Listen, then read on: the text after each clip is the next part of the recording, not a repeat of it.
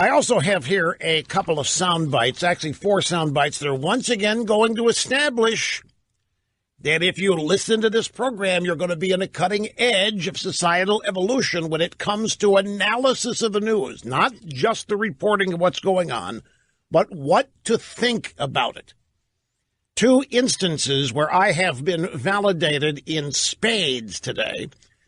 Those examples are coming up. I also, folks, I give away occasionally Apple products, primarily iPhones. And lately I've been giving away the iPhone 10. And this is an object lesson, what is happening. The tech media hates Apple like the mainstream media hates the Republican Party for different reasons, but the level of hate is the same. And therefore, the misrepresentations, the lying, the outright lying and misreporting about things having to do with Apple, and particularly the iPhone 10, are just, they're outrageous. And they are a great example of how it happens in the mainstream news media with the drive-bys and real news. Now, normally I wouldn't talk about this, except I give away some iPhone 10s, and I don't want any of you who've received them to think that I'm giving you lemons. The tech media is reporting that the iPhone 10 is selling so bad that Apple's going to stop making it this summer.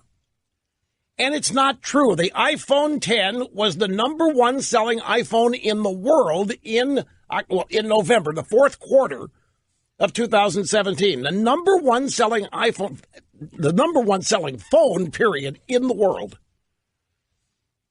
Now, I don't know if these tech media people literally are dumb and stupid and don't know what they're talking about, or if they do and are just making it up in a never-ending quest to damage Apple. Now, I don't want anybody to misunderstand. I know a lot of people think that my love for Apple products is misplaced because Apple probably would want nothing to do with me, given the political ideological differences. Fine, and I understand if you think that way, but I want you to know that I'm going to get into this not to defend Apple, but rather myself. You know, I give this stuff away. I love giving it away. I love sharing my passions with people. And if I don't address this, there are going to be some people whom I have given phones are going to think I gave them duds. And we don't give away duds here. Whenever we give anything away, it's the top of the line. Now, let me move on to this Apple business and swat this out of the way. Again, folks, I'm doing this not to defend Apple. That's not the point here. I know a lot of you think that I waste time defending Apple, given that your perception is that Apple is no friend of mine because of ideological differences. But that's not what's going on. I give away, as you know, things. And lately I have been giving, on a random basis, brand new iPhone 10s. And these are iPhone 10s with the maximum storage, 256 gigabytes, and we ship them out next day, priority 1 FedEx. And the media, the tech media, has taken a bit of news that was reported about Apple late last week, first part of this week, and they are totally distorting it. And it's now found its way into the mainstream media, not just the tech media. And let me read to you some headlines from the mainstream media about this latest bit of news that's being wildly misrepresented or just lied about. Newsweek magazine. Is Apple about to cancel the iPhone 10? Poor sales mean device faces end of life. The UK Sun, Apple could scrap iPhone 10 this year over poor sales of the smartphone. One expert says pricey phone could be dead by the end of summer. The Daily Mail, the UK Daily Mail Online, which is otherwise a very responsible paper, will Apple cancel the iPhone 10 this summer? Disappointing sales caused by a lack of interesting innovations will end production of the handset, says a leak. None of this is true. There's not a single word of any of these headlines that's true. I give away the iPhone 10, and I will not have any of you recipients thinking I've given away a lemon or a bust. Now, let me explain this. First thing is the iPhone 10 29 million of them were shipped in the fourth quarter of 2017, and this phone was only available in quantity in December. It began to ship in November, but there was a back order 5 to 6 weeks. They basically sold 29 million of these phones in a month. 29 million phones made it the world's best-selling smartphone over the holiday season. The world's best-selling smartphone, and it was right in line with what other big-selling iPhones have sold within the same period of time, 4 to 6 weeks. So what is this end-of-life business everybody's talking about? It's very simple, and I can't believe these tech media don't understand it. I can't believe it because it's not that hard. As you know, Apple introduces new phones every year. And there was a report from a highly respected analyst in Taiwan. Everybody respects this guy who has connections to the Apple supply chain. And he said that Apple is going to stop manufacturing the iPhone X, and it will reach its end-of-life cycle sometime this summer in preparation for new iPhones to come out next September.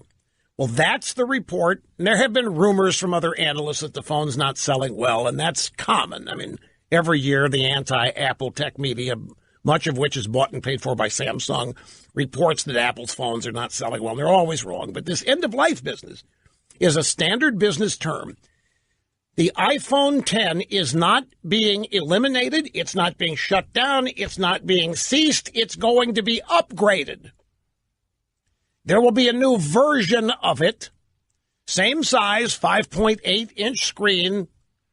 It's going to have a little bit faster processor. The cameras in the back may be a little bit better. But the reason, normally every year, the new phone this year becomes the second-tier phone the next year. And it's always reduced in price by $100. I don't think Apple wants to keep this year's iPhone X for sale at a cheaper price point. They have revolutionary technology here with Face ID. They're 2 years ahead of any competitor with that. The True Depth system and the Face ID and all the camera goodies here, they're 2 years ahead of people. And they're going to have two new phones, actually three, but two new iPhone X comes, a 5.8 and a 6.5-inch iPhone X Plus. And those are going to be priced where the current iPhones are priced. They do not want this year's iPhone X selling for $100 less than it sells now.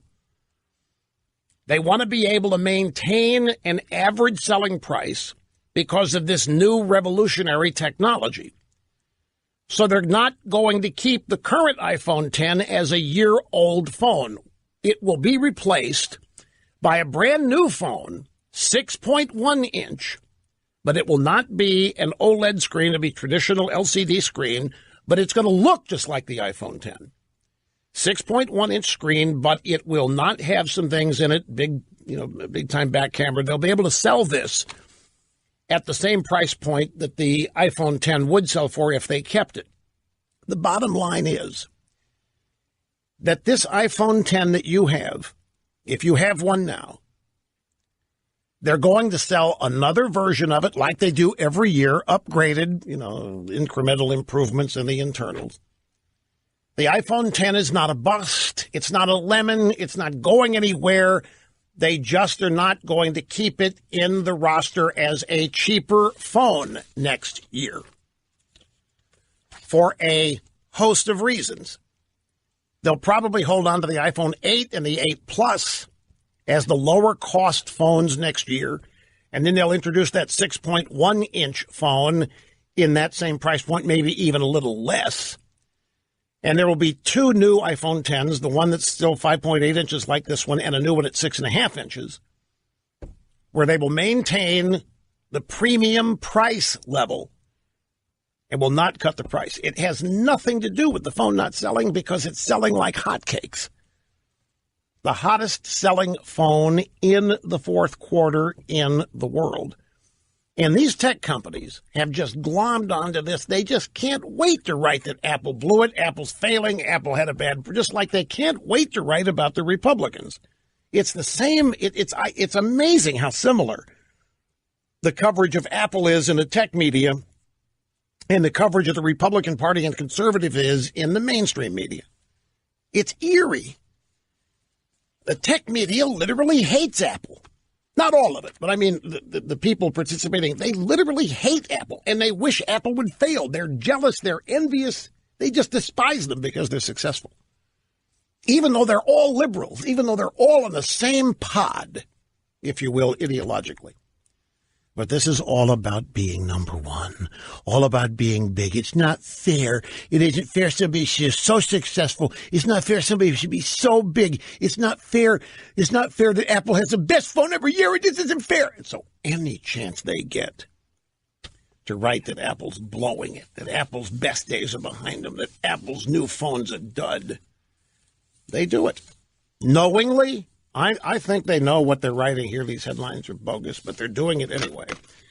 So just, I have given enough of these things away that if you all saw this news, you might think you're holding a dud, and you're not. You're holding, if you have an iPhone 10, you have technology in your hand that is 2 years ahead of what any other manufacturer has.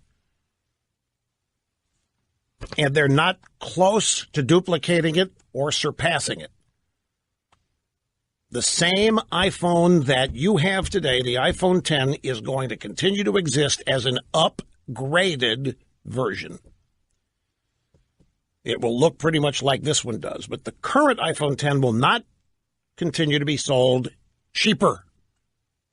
They will use other phones for cheaper price points, but they are not going to lower the price of this brand new state-of-the-art tech. It's brand. They don't want to cheapen the image of it. The way to do business. Now, a brief time out. We will continue after this. Don't go away.